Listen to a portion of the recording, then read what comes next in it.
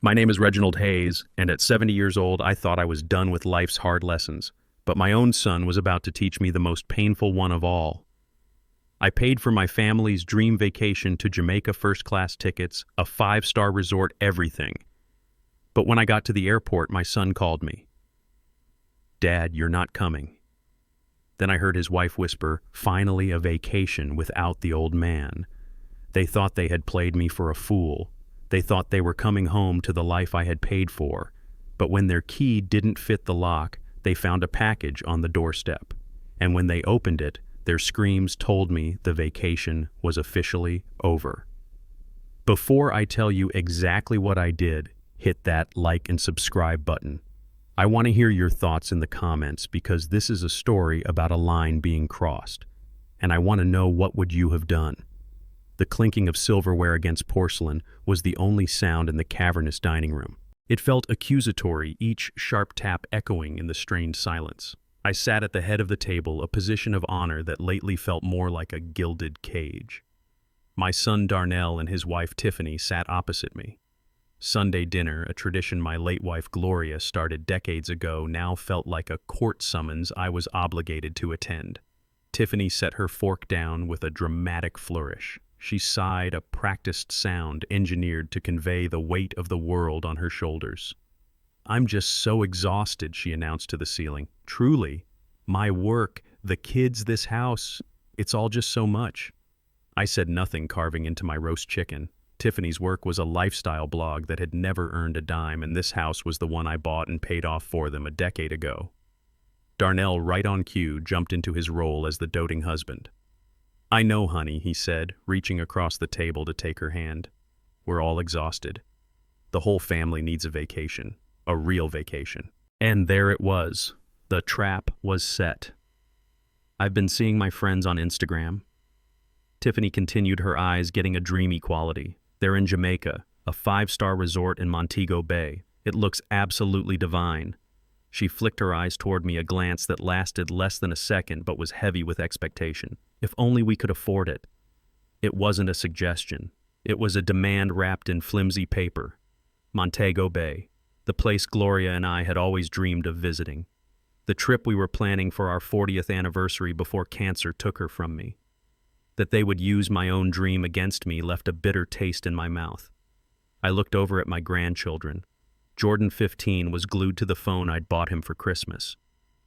Maya, 10, was meticulously pushing the peas on her plate into a perfect circle. I loved them more than life itself, but I couldn't ignore the fact that they were being raised by two shameless opportunists. For a moment, my life flashed before my eyes. Waking up at 4 a.m. to head to construction sites. The calloused hands, the aching back from decades of hauling lumber, mixing mortar, and building a company from nothing. I did it all so Darnell wouldn't have to. But instead of building his own life, he had simply pitched a tent on the foundation I'd laid. The luxury car he drove, the private school tuition for the kids, the designer clothes Tiffany wore. It was all built on my sweat. Their life was a performance, and I was the unwilling producer. I decided to play along. It was time to see just how deep this well of greed went. "All right," I said, my voice so calm it surprised even me. Both Darnell and Tiffany looked up, their faces a mixture of caution and hope, as if they couldn't believe the fish was biting so easily. "I'll pay for it." I let the words hang in the air. Everything I added, looking them both dead in the eye. First-class tickets. The five-star resort in Montego Bay you mentioned, Tiffany. An oceanfront suite for the whole family, all 5 of us. The transformation was immediate. Tiffany's eyes widened, and for the first time all evening, a genuine smile, a smile of pure, unadulterated greed spread across her face. Darnell let out a soft sigh of relief, as if a financial burden he had never actually carried had just been lifted. "Oh, Dad." Tiffany gushed, her voice dripping with artificial sweetness. "I don't know what to say." "You are the absolute best," Darnell chimed in. "Thanks, Dad. This really means a lot to us." But I saw no gratitude in their eyes. I just saw dollar signs. They didn't ask if I wanted to go or if I even liked Jamaica. They didn't say, "Dad, you deserve this." They just accepted. Immediately, they launched into a rapid-fire discussion about new resort wear they needed to buy, about snorkeling excursions and expensive restaurants they wanted to try. I, the man funding this fantasy, had become invisible in my own conversation. I just sat there quietly finishing my water, feeling a block of ice slowly forming in my chest. I had agreed to pay for the trip, but I knew deep down the real cost was going to be much, much higher. The planning, if you could call it that, began the next day. And by planning, I mean Tiffany took complete control. My inbox was flooded with confirmation emails, but they were notifications, not invitations for my input. She'd call me, her voice buzzing with an excitement that had nothing to do with spending time with family. I booked the glass-bottom boat tour, Dad, she chirped over the phone one afternoon. It was only $200 a person. A steal. I don't much care for boats, I replied, my voice flat. Tiffany just laughed, a light dismissive sound. Oh, Dad, it's about the experience. You don't have to go. You just have to pay for it. The words hung in the air between us, brutally honest. I was not a participant. I was the bank. A few days later, Darnell called. The conversation started with the usual phony pleasantries. How are you feeling, Dad? You taking it easy? He never waited for an answer. He just needed to check the box before getting to the real reason for his call. So, Dad, Tiffany and I were talking, and we think we're going to need a little extra spending money. You know, for shopping tips for the staff, that sort of thing. The casual way he said it made my blood run cold. It was an afterthought to him, a minor detail. For me, it was another withdrawal from a lifetime of hard labor. I decided to test him. Is $5,000 enough? I asked, a cynical edge to my voice. There was a pause on the other end of the line. I could almost hear the gears turning in his head, calculating. Well, could you maybe make it 10,000? Darnell finally said, his voice hesitant. You know, just to be safe. Just to be safe. As if $10,000 was a safety cushion, not a down payment on a car. After I hung up, I walked into my study and stared at the photograph of Gloria on the mantelpiece. I remembered how we used to drop our spare change into a big glass jar for years, saving up for a simple weekend trip to Savannah.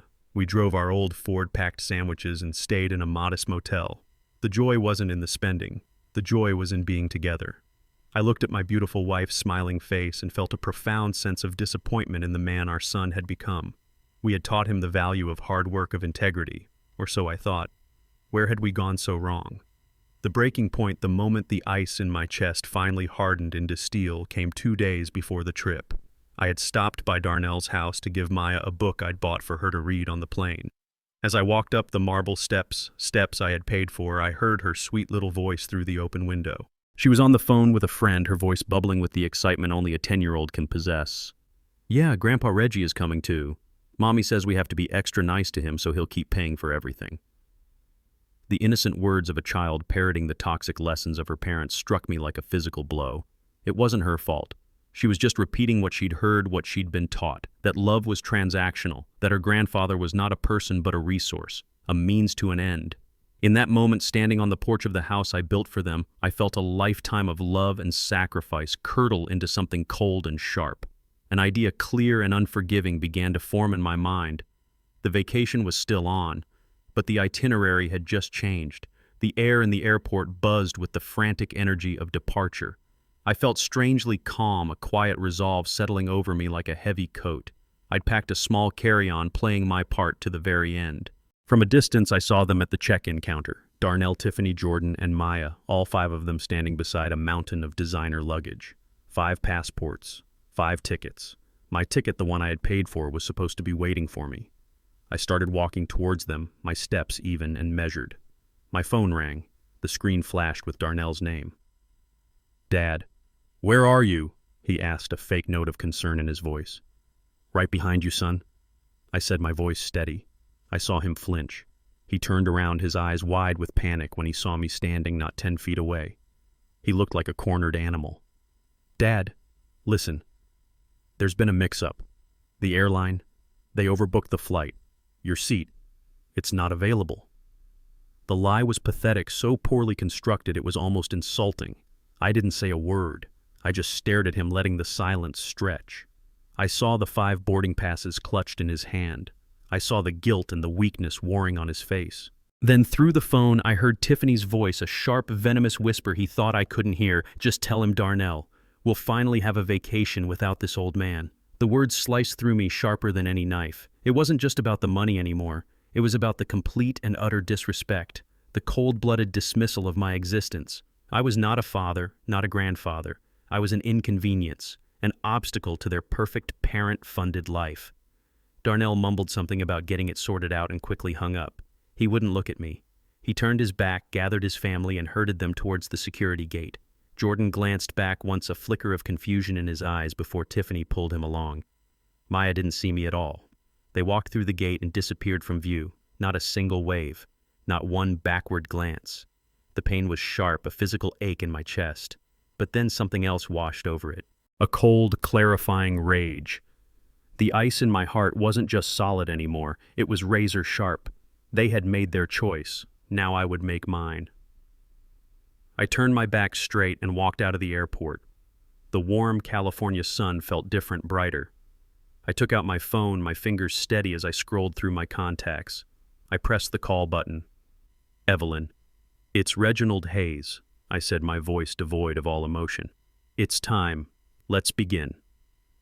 Evelyn Reed's office was on the 34th floor of a steel and glass tower overlooking the city. It was a world away from the dust and grit of the construction sites where I had made my living. Evelyn was the opposite of me in almost every way. She was a sharp, impeccably dressed woman in her 50s with a mind as precise as a surgeon's scalpel. But we shared one crucial quality, a complete intolerance for nonsense. She had been my lawyer for 20 years, and she had been warning me about Darnell and Tiffany for the last 5. She didn't greet me with sympathy. She greeted me with a single knowing nod. So she said, her voice calm and even. It finally happened. I sat down in the leather chair opposite her desk. They left me at the airport, Evelyn, took the tickets I paid for and left me standing on the curb. Evelyn's expression didn't change. She simply folded her hands on the polished mahogany desk and the revocable living trust we set up 3 years ago. It is still in place, I assume. Everything is in place, I confirmed. Just as we discussed. Good, she said. She opened a file that was already sitting on her desk. She knew this call was coming. As you know, Reginald, you are the sole trustee of the Hayes Family Trust. The title for the house on Sycamore Lane is held by that trust. Your son and his wife are listed as beneficiaries upon your death, but as long as you are alive, they are in legal terms occupants with no lease agreement. They have the same legal standing as a guest who has overstayed their welcome. I felt a grim satisfaction hearing her say the words. It had been Evelyn's idea. Years ago, when I told her I wanted to buy Darnell and Tiffany a house, she had insisted on this structure. Don't just give it to them, Reggie, she had said. Protect yourself. Protect your assets. At the time, I thought she was being overly cynical. Now I saw it for what it was, wisdom. So we can proceed with the eviction, I asked. Evelyn slid a document across the desk. This is a 30-day notice to vacate. It is perfectly legal and frankly quite generous under the circumstances. We will have it served tomorrow morning. Once they return, they will be legally notified that they have 1 month to remove themselves and their belongings from the property. And what about their access to my money, I asked. She had a separate file for that. The joint bank account you share with Darnell can be frozen immediately due to suspected unauthorized activity. You are the primary account holder. You have that right. The credit cards you pay for on which they are authorized users can be canceled with a single phone call. The cars which are titled in your name can be reported as unauthorizedly in their possession if they refuse to return them. The insurance policies, the cell phone plan, the country club membership. She ticked each item off a list. We can sever every financial tie within the hour. It was a systematic dismantling of the life they had taken for granted. Every luxury, every convenience, every pillar of their inflated existence was about to be pulled out from under them. For a moment I pictured their faces, the shock, the outrage, the disbelief. I felt a pang of something, but it wasn't pity. It was a deep, profound sadness for the relationship we could have had, the one they had squandered for a life of ease. Evelyn looked at me, her gaze steady. Are you sure about this, Reginald? Once we start this process, there is no going back. I thought of Gloria's smiling face in the photograph on my mantle. I thought of her belief in hard work and earning your place in the world. And I thought of that cold, dismissive whisper at the airport. Finally, a vacation without this old man. I am more sure than I have been about anything in a very long time, I said. Let's begin. I left Evelyn's office and didn't go home. I went to a small, quiet coffee shop a few blocks away. I didn't want to be surrounded by the memories of Gloria, by the ghosts of the family we were supposed to be.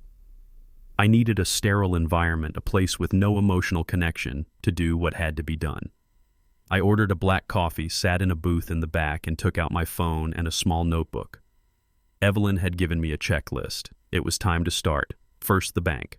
I dialed the number for the private client services, a line I had access to because of the amount of money I kept with them. A polite young man named David answered. "Mr. Hayes," he said cheerfully.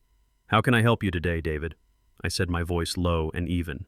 "I need to report suspected unauthorized activity on my primary joint account and freeze it immediately." There was a slight pause. "Oh, I'm very sorry to hear that, sir. Can you tell me the nature of the activity?" "No," I said firmly. "I cannot discuss the details at this time. I am the primary account holder. I want the account frozen effective immediately. No withdrawals, no transfers, no charges, nothing. I also want to cancel all debit cards associated with the account except for my own." I could hear him typing furiously. "I understand, sir. I'm processing that for you right now. The account ending in 4722 is now frozen. All associated cards except for your primary card have been deactivated. Is there anything else I can do? That's all, David. Thank you." I hung up. The first cord was cut. That account paid their mortgage, or rather the property taxes and insurance on the house I owned. It paid for their groceries, their gas, their endless stream of online purchases. As of 3 minutes ago, it was a useless piece of plastic in Darnell's wallet. Next, the credit cards. This was the engine of their lifestyle. The American Express Platinum, the Chase, Sapphire Reserve, the Neiman Marcus store card, all in my name, with them as authorized users. I started with American Express. I navigated the automated menu until I got a real person.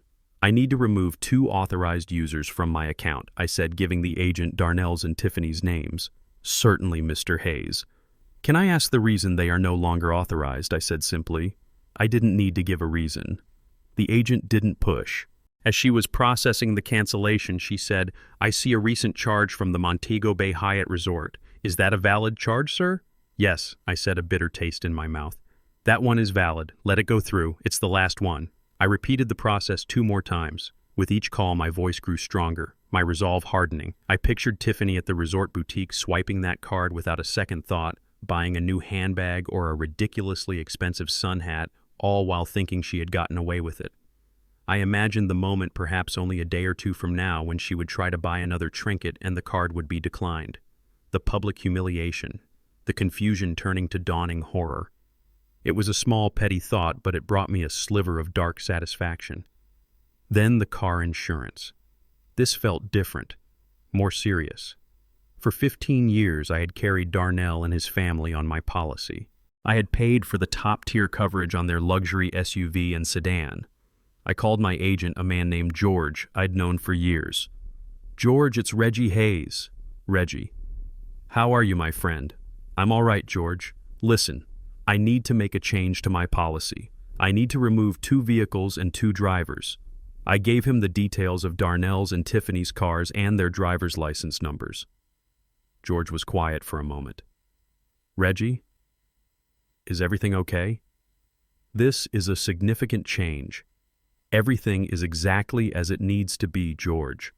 They are no longer under my financial care. They will need to secure their own insurance." "All right, Reggie. As of the end of this call, those vehicles are no longer covered under your policy." I hung up the phone and felt a strange sense of lightness. For years I had carried the risk for them. The liability for their actions on the road, another invisible safety net they never even knew was there. Now it was gone. They were driving around Jamaica, and when they landed back in Los Angeles and got into their cars, they would be uninsured. They would be exposed. They would be, for the first time in their adult lives, completely on their own. The final calls were a blur. The cell phone provider cutting their lines from my family plan, the prestigious country club revoking the family membership I'd paid a fortune for. Each call was a nail in the coffin of the life they knew. By the time I finished, my coffee was cold. The sun was beginning to set, casting long shadows across the city. I had been in the coffee shop for nearly 3 hours. In that time, I had systematically and completely erased the financial foundation of my son's life. There was no joy in it. only a grim, quiet sense of necessity. I had built an empire for my family, but when they tried to exile the king, they had forgotten one crucial fact. The king was the one who had built the castle, and he was the only one who knew how to tear it down. Back in the quiet of my own home, the adrenaline from the phone calls began to fade, leaving a hollow ache in its place. The house felt vast and empty. Every shadow seemed to hold a memory of Gloria. I walked into my study, the room where we spent so many evenings reading and talking, and sat down heavily in my old leather armchair. On the desk amongst a neat stack of mail was a small, lacquered box where Gloria used to keep important papers. I hadn't opened it in over a year. My fingers, almost of their own accord, traced the smooth wood before lifting the lid. Inside, nestled amongst old birth certificates and property deeds, was a single envelope made of thick, cream-colored paper. My name, Reggie, was written on the front in her elegant, familiar script. My heart clenched. It was a letter she had written about a year before she passed, during a quiet afternoon when the illness had given her a moment of clarity. She had told me to read it only when I felt truly lost. I had forgotten all about it until now. With trembling hands, I unfolded the pages. Her words felt like a conversation across time. "My dearest Reggie," it began. "If you are reading this, it means I am gone and you are feeling lost. Please don't be. Remember our life, remember our love, and let that be your guide. I am writing this because there is something heavy on my heart, something we have spoken of but never truly faced. Our son Darnell. I love him more than words can say, as do you. We have given him everything.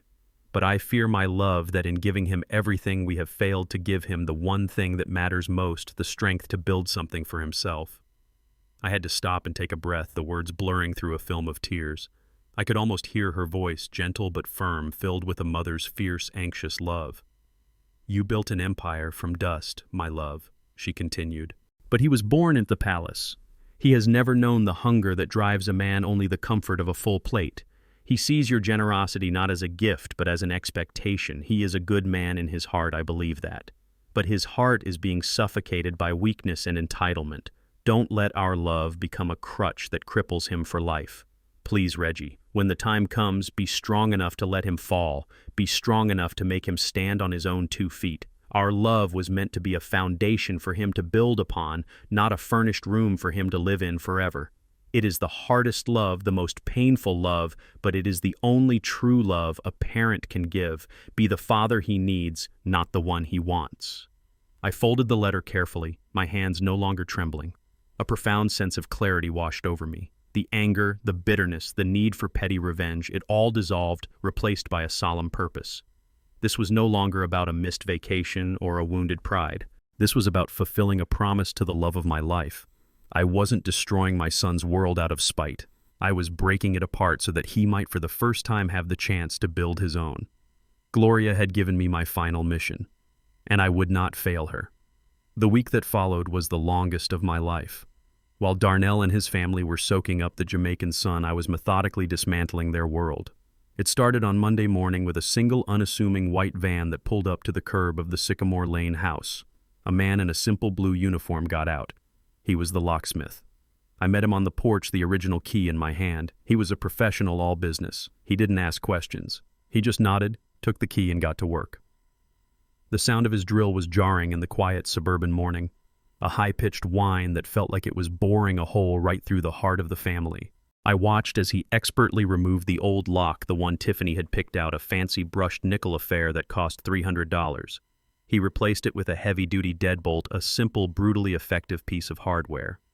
When he was done, he handed me a set of 2 new keys. They felt heavy and cold in my palm.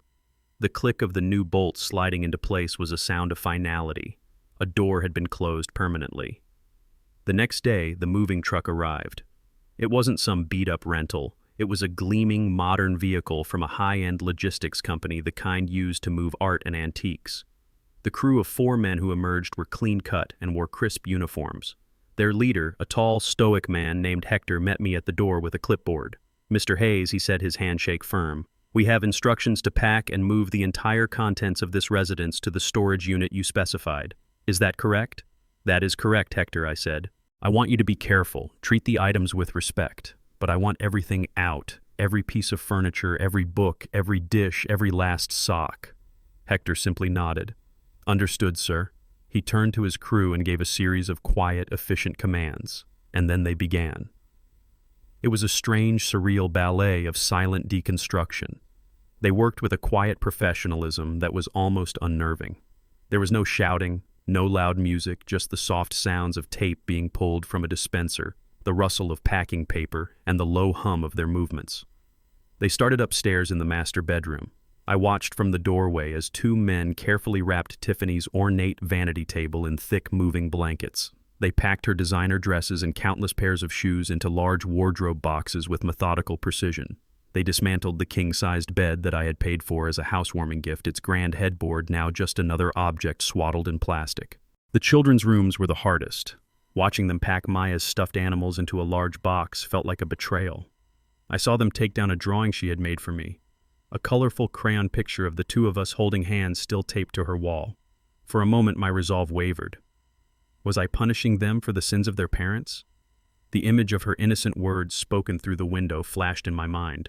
Mommy says we have to be extra nice to him so he'll keep paying for everything. The wavering stopped. I was not punishing them. I was trying to save them. They moved through the house like a silent tide, stripping it bare layer by layer. The living room with its 70-inch television and plush sectional sofa was disassembled in under an hour. The family photos on the mantelpiece, curated images of a happy, successful family, were carefully wrapped and placed in a box labeled "Fragile." The irony was sickening. The entire life was fragile, a house of cards built on my generosity, and the wind was finally blowing. I didn't stay inside for all of it. I couldn't. I sat in my car parked across the street, watching the men move in and out like ants carrying away the pieces of a discarded feast. Each item that crossed the threshold, the expensive grill from the back patio, Jordan's video game console, the stand mixer from the kitchen counter, was a symbol of a life of unearned privilege, a life that was about to come to a screeching halt. Neighbors would occasionally walk by, their curiosity piqued by the moving truck, but no one stopped. No one asked questions. In these wealthy suburbs, people minded their own business. By late afternoon on the second day, they were finished. Hector did a final walkthrough with me through the now cavernous rooms. The house echoed. Every footstep was amplified. Sunlight streamed through the bare windows, illuminating dust motes dancing in the empty air. Faint squares and rectangles on the walls marked where pictures used to hang. Indentations in the carpet showed where furniture had sat for years, like fossilized remains of a life that was now extinct. The house was no longer a home. It was just a shell, a collection of empty rooms filled with silence and the ghost of what used to be. "The job is complete," Mr. Hayes Hector said, handing me the final paperwork. "The storage unit is locked and you have the only key." I thanked him and his crew. I watched their truck pull away from the curb and disappear around the corner. I stood alone in the empty house for a long time, the new key to the front door feeling like a lead weight in my pocket. The house was ready. The stage was set. All that was left was for the actors to arrive home and discover their play had been canceled. I stood in the doorway of what used to be the living room. The afternoon sun cast long rectangles of light across the bare hardwood floors, illuminating every scuff mark and imperfection that had been hidden under the rugs for years. The house wasn't just quiet, it was dead. The silence was so profound it had a physical weight to it, pressing in on me from all sides. I started to walk, my footsteps echoing unnaturally in the vast emptiness. Each room was a chapter of my life, now stripped of its words. In the space where our big, comfortable sofa used to be, I could still see the faint indentations in the carpet. I remembered wrestling with a young Darnell on that sofa, his high-pitched laughter filling the room. I remembered bringing Gloria home from the hospital after Maya was born, laying her gently on that same sofa while we all just stared at this tiny miracle. They were just ghosts now, faint traces of a life that felt like it belonged to someone else. I walked into the kitchen. I ran my hand along the cool granite countertop, the one Gloria and I had picked out together. I could almost smell the scent of her Sunday roast, hear the sizzle of bacon on a Saturday morning. Darnell used to sit at the small breakfast nook struggling with his algebra homework, and Gloria would sit with him, patient and kind. I had given him this life, this stability, this home filled with love. And he had traded it all for, what, a week in the sun and a sense of entitlement so vast it had blotted out everything else. Upstairs, the feeling of loss was even more acute. I stepped into Maya's room. The walls were a pale pink, a color she had chosen herself last year. Now they were just blank canvases. The movers had been thorough, but they had missed one thing. On the doorframe, I saw a series of small pencil marks marching their way up the wood. Each one had a date next to it written in my own blocky handwriting. Maya, 4 years. Maya, 5 years. Maya, 6 years. I reached out and touched the highest mark dated just 6 months ago. I remembered that day perfectly. She had stood on her tiptoes trying to be taller, her bright laughter filling the hallway as I told her she was growing as fast as a weed. Standing there in my granddaughter's empty room, touching the tangible proof of a love I thought was unconditional, the full weight of my actions crashed down on me. The cold resolve I had felt all week fractured and a wave of gut-wrenching doubt washed over me. What was I doing? This was my family, my son, my grandchildren. Was I so consumed by pride and anger that I would make children homeless? Was I destroying the very legacy Gloria and I had worked so hard to build? The image of their confused faces at the airport haunted me. I wasn't a king tearing down a castle. I was just a bitter, lonely old man tearing his own family apart. The silence of the house no longer felt like peace. It felt like an accusation. My legs felt heavy as I walked back downstairs, my mind a storm of regret. I opened the front door, needing to get out to breathe air that wasn't thick with ghosts. Out of sheer lifelong habit, I checked the mailbox. It was empty except for a single glossy postcard. The front was a picture-perfect image of a white sand beach and impossibly blue water. I flipped it over. The handwriting was Tiffany's, a loopy, flamboyant script. "Hi, Dad," it read. "Jamaica is a dream. The weather is perfect and the kids are having an absolute blast. It's so relaxing here, you would have loved it. Wish you were here. Love, Darnell, Tiffany, Jordan, and Maya. Wish you were here."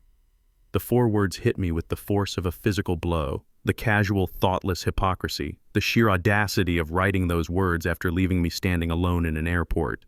There was no apology, no hint of remorse, just a cheerful, lying little note meant to maintain the illusion. It was a postcard not from a family but from a corporation sending a hollow holiday greeting. In that moment, all my doubt, all my guilt evaporated like mist in a desert sun. The storm in my mind went still replaced by a cold, hard clarity. They hadn't just betrayed me. They felt nothing. They had learned nothing. I looked from the glossy lie in my hand to the empty, echoing house. The pain was still there, but the indecision was gone. This wasn't a punishment. It was a consequence. One they had earned 1,000 times over. I slid the postcard into my pocket. It would be the last piece of mail they ever received at this address. The final act of preparation took place at the large oak desk in my study. I had a simple, sturdy cardboard box in front of me. This wasn't about presentation. This was about delivering the truth cold and unvarnished. I began to assemble the contents, each piece chosen with deliberate, painful care. First, I placed the official eviction notice at the bottom. The document was crisp and impersonal, filled with the stark, unforgiving language of the law. Words like 30 days and vacate the premises felt both foreign and final. This single piece of paper represented the end of an era. It was the legal wall I was building between their life of entitlement and the real world. It was the foundation of their new reality.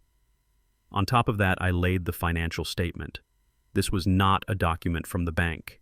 It was something I had spent 2 long nights compiling myself a ledger of a 15-year illusion. Page after page, it itemized every significant expense: the down payment on the house, the 2 luxury cars, the private school tuition for the children, the country club membership. But it also included the smaller things, the thousands of dollars in credit card bills for lavish dinners and designer clothes, the cell phone plans, the endless stream of emergency loans that were never paid back. At the end of the final page was the grand total, a number so large it looked like a misprint. It represented the staggering weight of a generosity they had mistaken for an obligation. It wasn't just an accounting. It was an indictment of their entire adult lives. Next came the cruelest and I felt most necessary part of the package. I had printed out a list of 2-bedroom apartment rentals in a decent working-class neighborhood on the other side of town, places that cost a fraction of the mortgage I had been paying. Beside it, I placed 2 blank job application forms I had picked up from a local Home Depot. This was not to mock them. It was to show them the path forward, a path they would have to walk themselves. It was a stark message: your life of leisure is over. The real world is waiting. Here is your starting line. The last item was the one that cost me the most. I took a small silver-framed photograph from my desk. It was of me and Gloria on our wedding day. We were so young, standing outside a tiny church, me in a rented tuxedo and her in a simple dress she had made herself. We had nothing to our names but a fierce love for each other and a shared determination to build a life. But the joy in our eyes was real, more real than anything in the hundreds of staged family photos that had just been packed away. This photograph was the source of it all. This love, this partnership was the foundation upon which everything else had been built. I placed it gently on top of the pile of papers so it would be the last thing they saw.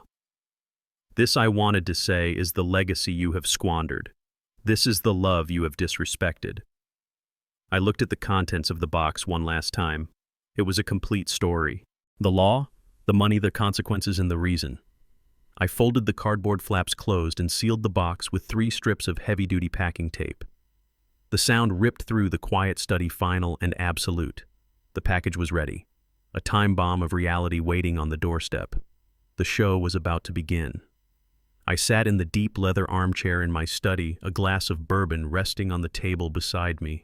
The only light came from the glow of my tablet, which displayed a crisp, silent image from the security camera I'd had installed across from the house on Sycamore Lane. It was just after 9 p.m. A week had passed. The stage was set, the silence was profound, and I was the sole member of the audience waiting for the final act to start. Right on schedule, a pair of headlights turned onto the street. A yellow taxi van slowed and pulled up to the curb. The feed was clear enough to see everything. The side door slid open and my family spilled out onto the sidewalk, a chaotic tumble of tanned skin, bright vacation clothes, and oversized luggage. Darnell, looking tired but pleased with himself, began to wrestle the suitcases onto the curb. Tiffany emerged like a queen returning to her castle, directing the luggage placement with imperious waves of her hand. Even from a distance, I could see the new, ridiculously expensive-looking handbag slung over her shoulder. A final purchase, no doubt, with my money. They were laughing, all of them. Jordan was showing something on his phone to Darnell, who threw his head back in a silent laugh. Maya was skipping up the walkway, her hair still in beaded braids from the resort.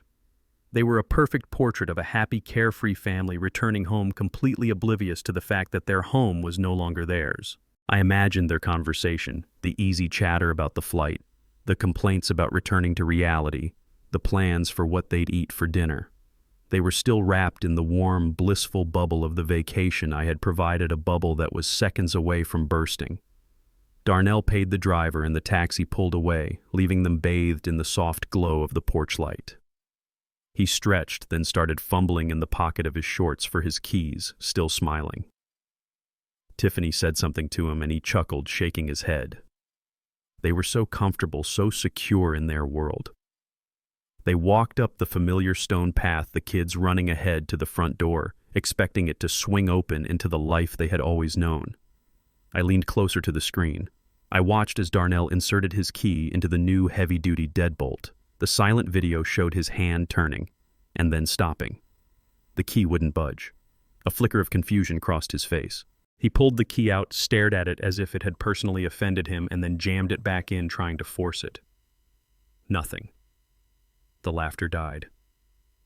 The vacation was over. Tiffany, who had been directing Jordan with the luggage, noticed the delay. I could read the annoyance on her face even from across the street. She marched up the steps, her posture radiating impatience. "What's wrong now, Darnell?" I imagined her saying, her voice sharp. He mumbled a reply, shrugging helplessly.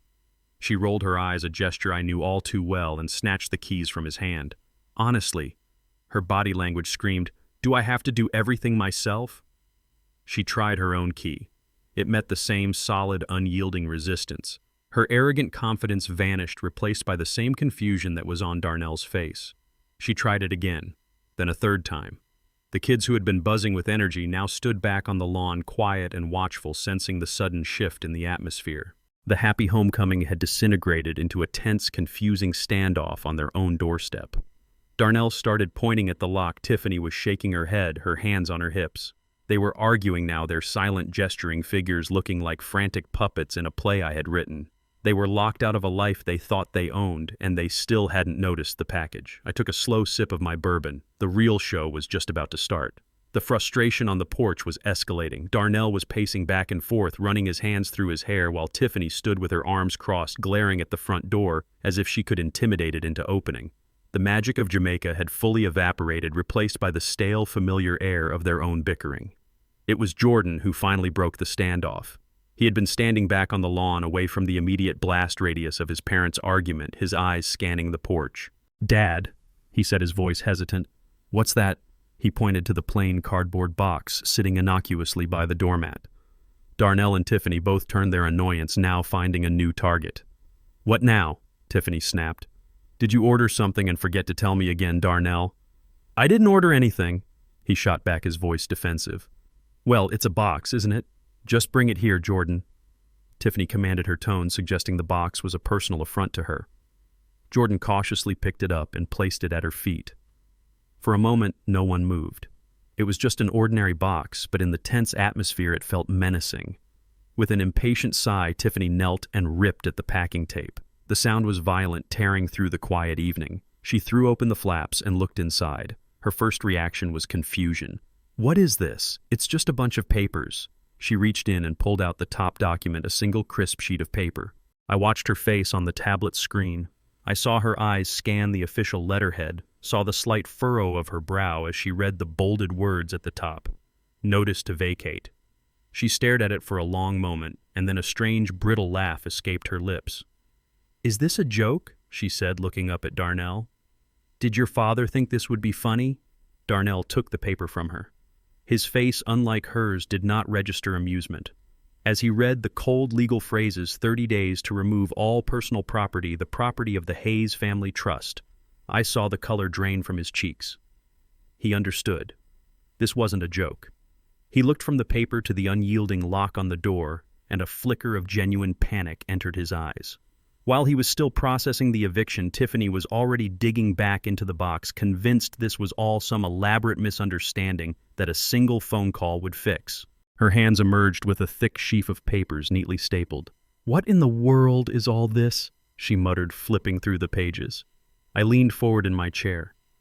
This was the ledger. Her eyes scanned the first page, then the second. I could see her recognizing the names of her favorite high-end stores, the restaurants, the country club. Then her eyes settled on the numbers in the right-hand column. Her flipping slowed. Her hand, the one holding the papers, began to tremble. Page after page, a detailed accounting of a life she thought she had earned. The car payments, the tuition, the vacations, the endless stream of cash transfers. It was all there in black and white. She finally reached the last page. At the bottom, a single number was circled in red ink. The grand total. The sound that came out of her was not human. It was a raw, guttural shriek of pure, unadulterated rage and disbelief. It was the sound of a queen realizing her castle was made of sand and the tide was coming in. The sound of an entire world collapsing in a single moment. Darnell dropped the eviction notice, startled by her scream. The kids who had been creeping closer flinched back as if they had been struck. Tiffany was still screaming, her face contorted, her knuckles white as she gripped the papers that represented her ruin. In the chaos, Darnell's eyes fell back into the box. He saw the other documents, the printed listings for small 2-bedroom apartments in neighborhoods he had never bothered to drive through. He saw the blank job applications, their logos stark and mocking. The eviction wasn't just a threat. It was part of a complete, horrifying plan. Amidst the scattered papers on the porch floor, one item lay face up. The small, silver-framed photograph of a young, smiling couple on their wedding day. My son saw it. While the money had broken Tiffany, it was the photograph that broke him. His anger, his panic, all of it seemed to just deflate. He stared at the image of his mother and me, at the realness of our simple, joyful beginning. He looked at that photo, then at his screaming wife, then at his crying children, and a wave of understanding so profound it brought him to his knees seemed to wash over him. He slumped against the front door, the fight gone out of him, replaced by a hollow, crushing despair. He finally understood. He had not just been locked out of a house. He had been permanently exiled from a legacy. His hands shaking, he pulled out his phone and frantically began to dial my number. I watched the screen light up on my desk, then calmly pressed the button to send his call to voicemail. The sound ripped out of Tiffany's throat, not a word, but a primal scream of pure animalistic rage. It was the sound of a world ending. The carefully constructed facade of her life, built on my money and her delusions, had just been obliterated by a single number on a piece of paper. The scream tore through the placid quiet of the suburban night, sharp and ragged. The children flinched back, Maya burying her face in her brother's side, her small body trembling. That scream jolted Darnell from his stupor. He saw the wild, cornered look in his wife's eyes, the white-knuckled grip she had on the papers. He grabbed for them, and for a second they struggled, the ledger of their life of lies caught between them. He finally ripped it from her grasp, his eyes frantically scanning the last page until they found the circled total. His reaction was the opposite of hers. He didn't scream, he simply deflated, all the air rushing out of him in a choked gasp. The paper slipped from his nerveless fingers and fluttered to the porch. He looked around in a daze at his hysterical wife, his terrified children, the dark and empty windows of the house. This was real. This was happening. Panic, cold and absolute, finally seized him. He fumbled for his phone, his fingers shaking so badly he could barely unlock it. He scrolled frantically until he found my name. On my tablet, I watched his desperate, silent figure. On my desk, my phone began to buzz, the screen lighting up with his name, Darnell Hayes. It buzzed once, twice, a third time. I let it go on, listening to the vibration echo in the quiet study. Then, with a slow, deliberate movement, I reached out and pressed the red icon on the screen, silencing the call. The buzzing stopped. The show was over. The line was disconnected, permanently. The following morning, they were on my doorstep. I had been expecting them. I watched on my security camera as their taxi, not a luxury SUV, but a standard yellow cab, pulled up. They didn't look like they had just returned from a five-star resort. They looked like refugees. Their expensive vacation clothes were rumpled. Their tans already seemed faded under the harsh light of their new reality.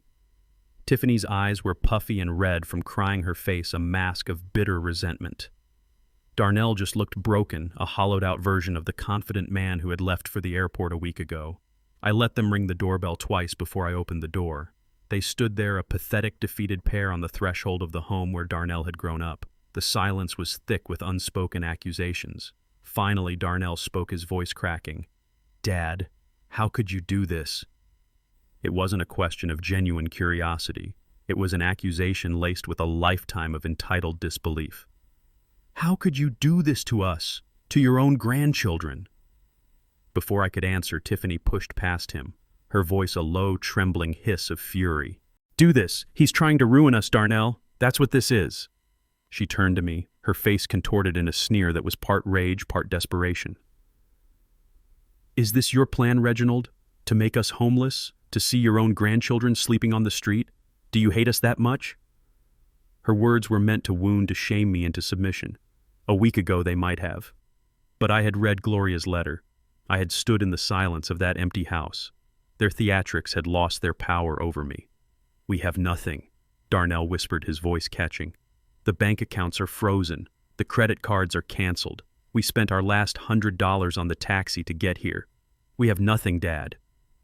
Then came the tears. Tiffany, realizing her anger was having no effect, switched tactics. Her face crumpled and she began to sob, great gulping theatrical sobs. "We'll be on the street," she wailed, covering her face with her hands. "He's throwing us out onto the street with our children." What are we supposed to do?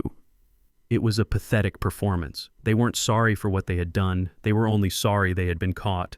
They weren't devastated by their betrayal. They were devastated by the consequences. I looked at their two faces, one twisted in fake sorrow, the other in hollow despair, and I felt nothing but a vast, empty calm. I stepped back from the door, holding it open. "Come inside," I said, my voice even devoid of the emotion they were so desperately trying to provoke. "Let's talk." I led them not into the living room, but into my study. I gestured for them to sit in the two chairs facing my large oak desk, the same chairs where I had signed the checks that funded their lives for years. They sat down hesitantly, like disobedient children called to the principal's office. I remained standing, a deliberate choice. For the first time, I was claiming the authority in this relationship that I had long ago abdicated. I let the silence hang in the air, letting their accusations and manufactured sobs die away into nothing. When I finally spoke, my voice was quiet, but it filled the room. Homeless. I began repeating Tiffany's word. No, you're not going to be homeless. I've already paid for a week's stay for you and the children at a clean, respectable hotel downtown. The key is on the table. I gestured to a single key card lying on the corner of the desk. And all of your possessions, every last designer handbag and video game console, are safe in a climate-controlled storage unit. I've paid for the first 3 months. The key to that is also on the table. They both stared at the keys as if they were venomous snakes. This wasn't the script they had prepared for. They had come expecting a screaming match, a negotiation, a tearful reconciliation. They were not prepared for calm, organized logistics. You think this is about hate? I continued, looking directly at Tiffany. This has nothing to do with hate. Hate is a passionate emotion. What I feel right now is a profound sense of disappointment. This is about consequences. I walked over to the window and looked out at the garden Gloria and I had planted. For 15 years, I said, my back to them, I have watched you both. I watched Darnell abandon every ambition he ever had because it was easier to take my money than to make his own. I watched you, Tiffany, cultivate a lifestyle of luxury you did nothing to earn, teaching my grandchildren that the measure of a person's worth is the label on their clothes. I turned back to face them. You talk about your children. Let me tell you about my grandchildren.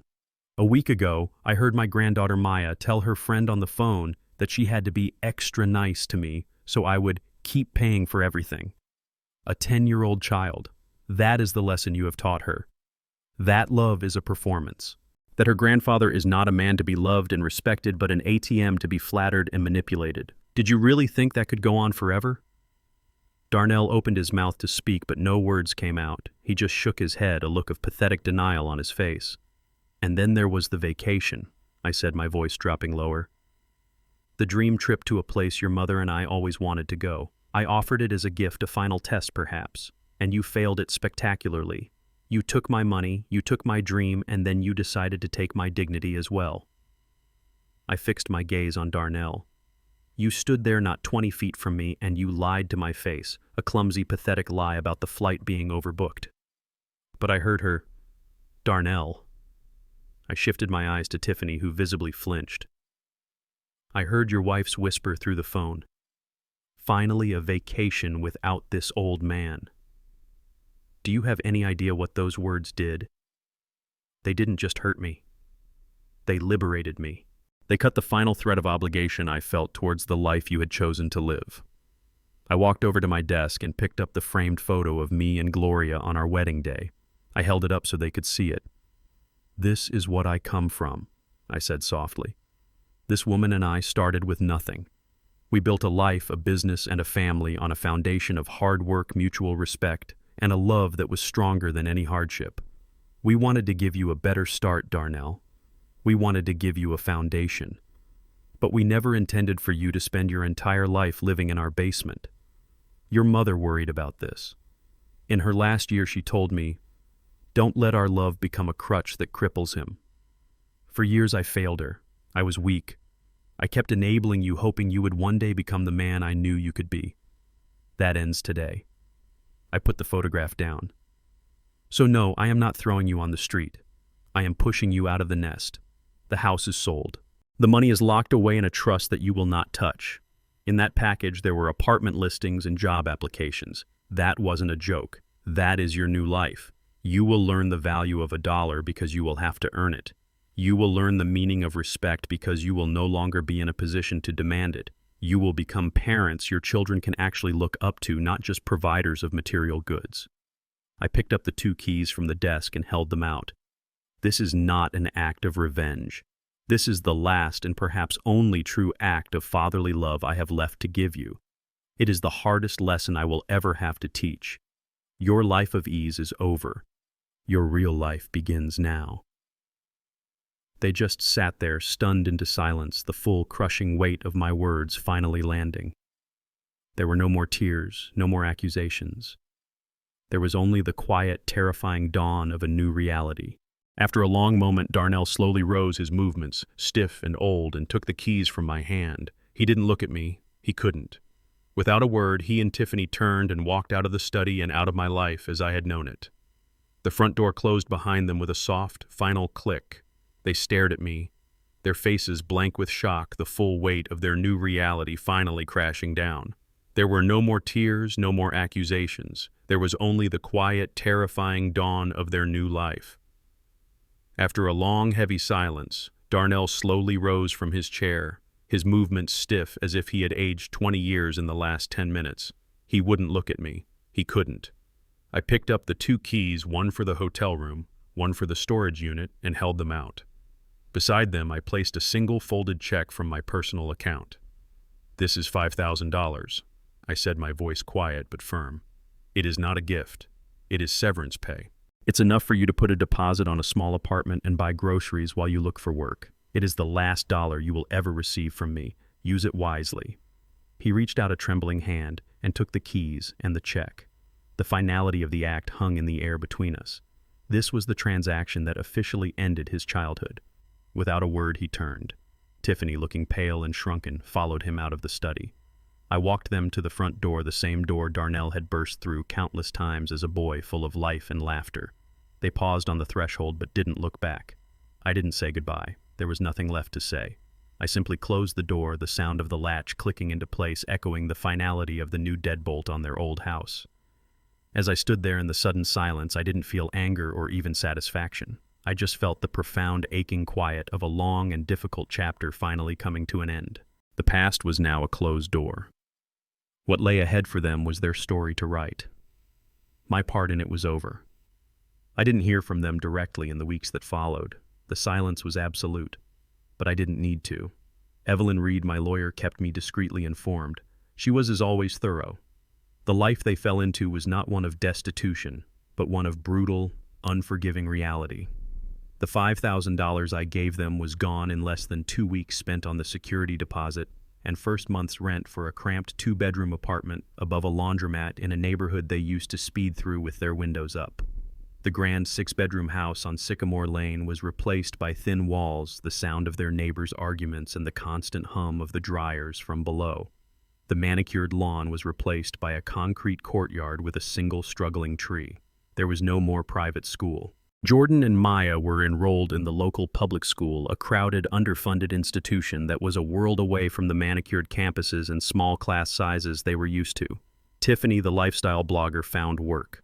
Not as a social media consultant or a brand ambassador, but as a retail associate at a department store in the mall, the same mall where she used to spend thousands of dollars in an afternoon.